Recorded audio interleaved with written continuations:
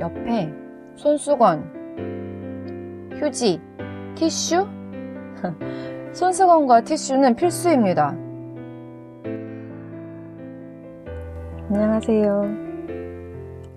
오늘 제가 소개해 드리려고 가지고 온 책은 바로 이 책입니다. 마르게리트 할머니의 크리스마스.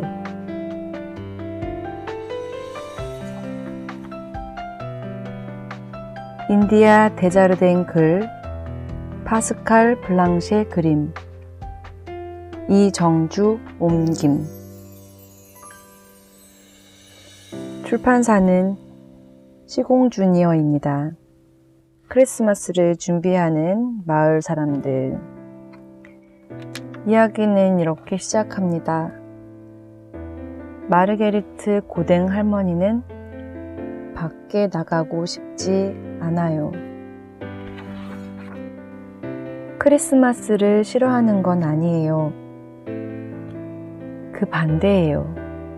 할머니는 온 정성을 다해 집을 예쁘게 꾸미기도 했는걸요. 그게 작년이었나? 재작년이었나? 정확히는 모르겠어요. 할머니의 기억이 장난을 쳐서 말이에요. 할머니에게는 2명의 자식들과 손주들이 있습니다. 온 가족이 모이는 크리스마스는 행복하지만 파티는 할머니가 준비를 하기에는 조금 피곤했나 봐요. 마르게리트 할머니는 자식들에게 늘 같은 말을 되풀이해요. 너희끼리 재밌게 놀아. 좋은 시간 보내. 내 걱정은 하지 마. 나도 즐겁게 보낼 테니.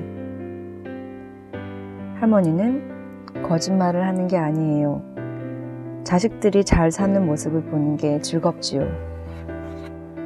전에는 할머니도 크리스마스 이브에 온 가족을 초대해서 즐겁게 파티도 하고 행복한 시간을 보내는 걸 즐겼다고 해요. 하지만 어느 날부턴가 할머니의 손이 떨리기 시작합니다. 파킨슨 병이 온 거예요. 할머니의 소중한 부분을 차지했던 분들이 하나 둘 세상을 떠났어요. 삶은 그렇게 흘러가지요. 애들한테 또 어떤 책을 읽어줄까 하고 봤는데 마침 이 책이 눈에 띄었습니다. 제가 먼저 읽어보았는데요.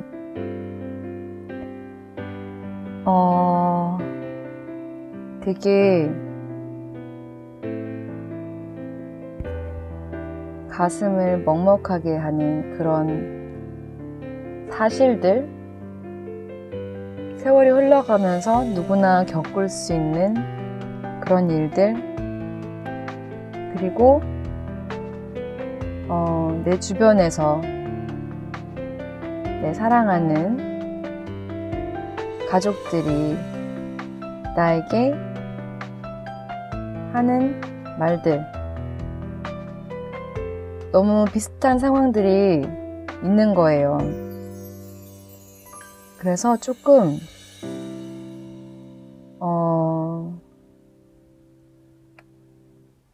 마음을 달래는 데 시간이 조금 필요했습니다.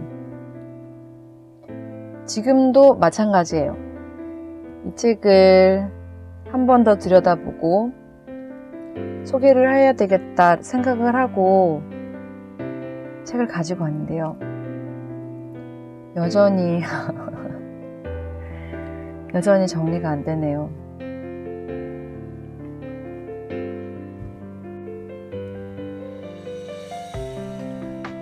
어느 날 아침 할머니는 화장실에 가려고 서너 발자국쯤 옮기다가 그 사실을 깨달았어요. 예전처럼 마음먹은 대로 움직이는 것이 힘이 들기 시작합니다.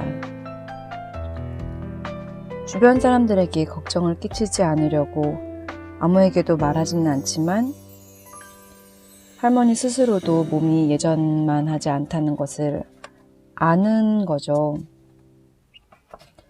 그래서 바깥 외출을 자제를 하게 됩니다. 할머니에게 밖은 위험인 거예요. 길을 가다가 미끄러져서 넘어질 수도 있고, 몸이 약한 노인들을 상대로 하는 범죄에 노출될 수도 있고, 이런 부분들은 참 현실하고 맞닿아 있죠. 실제로 그런 일들도 자주 일어나고 있고요. 해서 할머니는 스스로 집 안에서 생활을 하기를 결심을 합니다. 하지만 이 할머니를 도와주시는 분들도 많이 있어요. 배달부가 냉동식품을 가져오고, 돌봄이죠. 미용사가 와서 머리도 감겨주고, 집안일도 도와주는 사람이 있고, 간호사가 와서 혈압을 재고, 의사 선생님은 할머니에게 권합니다. 자꾸 움직여야 혈액순환이 잘 된다고. 많이 들어본 이야기 아닌가요? 할머니는 집 안에서 부엌 사이도 왔다 갔다 하고 계단을 오르락 내리락 하면서 간단한 운동들을 합니다. 왜일까요? 할머니는 자식들에게 이런 걱정을 끼치고 싶지 않아서 집 안에서도 굉장히 조심을 하며 생활을 합니다. 여느 날과 다름없는 크리스마스 이브. 쾅! 눈길에 자동차가 미끄러져서 어딘가에 부딪힌 것 같아요. 할머니는 바깥 상황이 궁금하기는 했지만 두려운 마음에 내다보지는 못합니다. 근데 띵동 하고 벨이 울려요. 밖에서 목소리가 들리고 그제서야 할머니는 커튼을 살짝 걷어서 창문 밖을 내다보았습니다.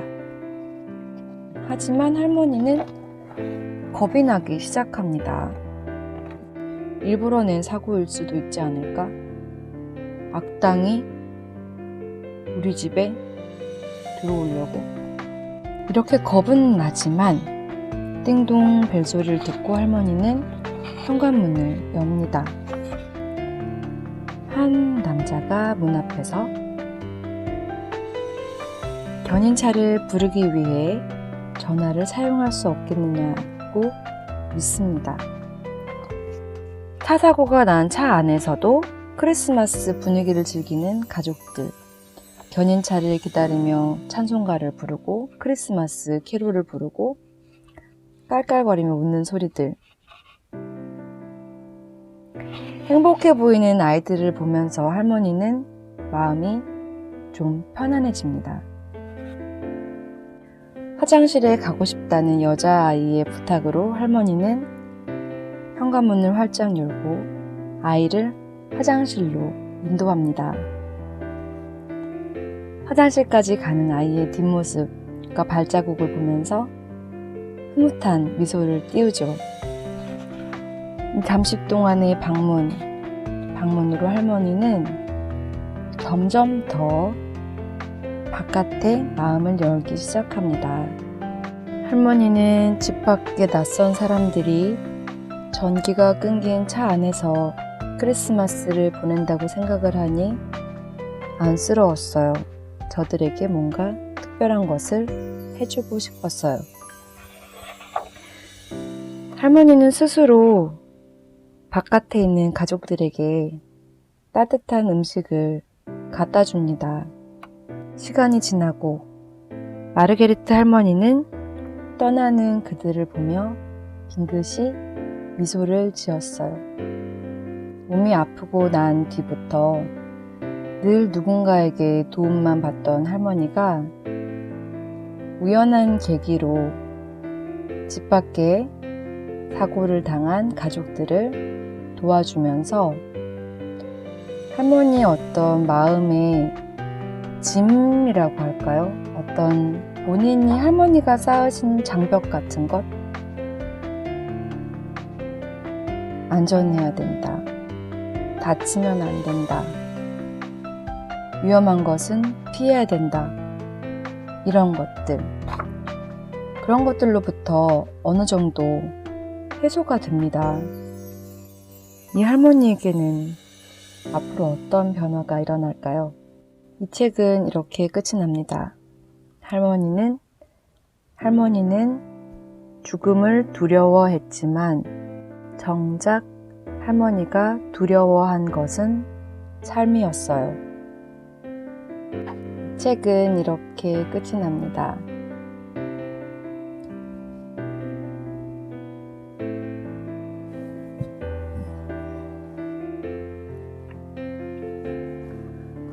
언제 올지 모르는 죽음을 두려워한다고 생각을 했는데 어떻게 살아나가야 되는지에 대한 걱정이 너무 컸던 것 같아요. 이 책에 제가 공감을 한 부분이 있는데요. 정말 크게 다가왔어요. 너희들끼리 재밌게 잘 살아. 나는 바쁘다.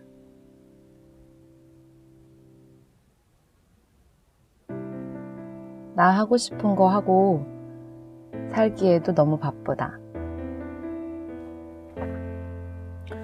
엄마 걱정하지 말고 재밌게 살아.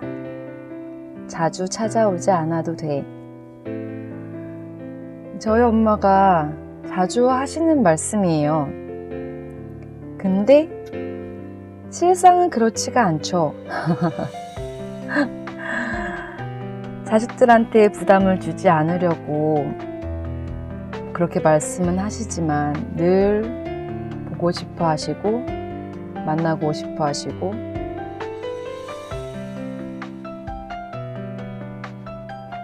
그런 마음이 생각이 났어요.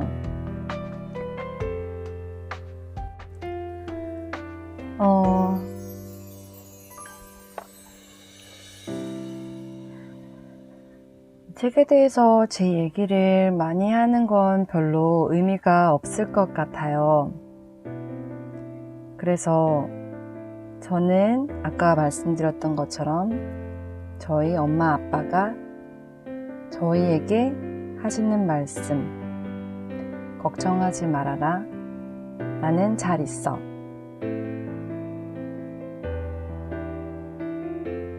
그게 상당히 크게 다가왔고요. 저도 알죠. 그게 이제 저희들을 걱정시키지 않으려고 하시는 말씀인 것을요. 되게 가까이 살아요. 서울에 같이 살고 있고요. 되게 가까이 살고 있는데도 불구하고 바쁘다는 핑계로 자주 만나지지가 않더라고요. 전화도 더 자주 드리고 사랑한다는 이야기도 더 많이 해드리고 많이 안아드리고 자주 찾아뵈야 될 것 같습니다. 그리고 저 또한 저의 삶을 잘 살아서 저희 아이들에게 건강한 부모님이 되고 걱정 끼치지 않는 그런 건강하고 활기찬 삶을 살아야 되겠다. 너무 거창한가요? 그런 생각을 했어요. 그래서 아직 죽음이 뭔지, 생을 마감한다는 것이 뭔지 아직 거기에 대해서 안다기보다는 두려움과 슬픈 감정이 더 있는 아이들에게는 이 책을 권하지 않습니다. 어느 정도 삶과 죽음에 대한 이해가 있고 그것을 받아들일 준비가 되어 있을 때 이 책은 정말 큰 의미로 다가올 것 같아요. 그래서 저 혼자 읽었습니다. 더 이상의 긴 이야기는 하지 않고 영상은 이렇게 마무리를 하겠습니다. 정말 나의 부모님에 대해서, 가족에 대해서, 삶과 죽음에 대해서 깊이 있게 생각해 본 계기가 되었던 것 같아요.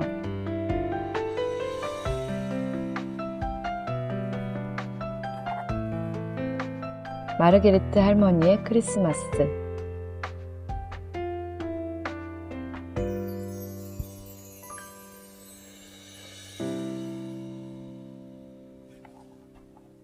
옆에 손수건, 휴지, 티슈? 손수건과 티슈는 필수입니다.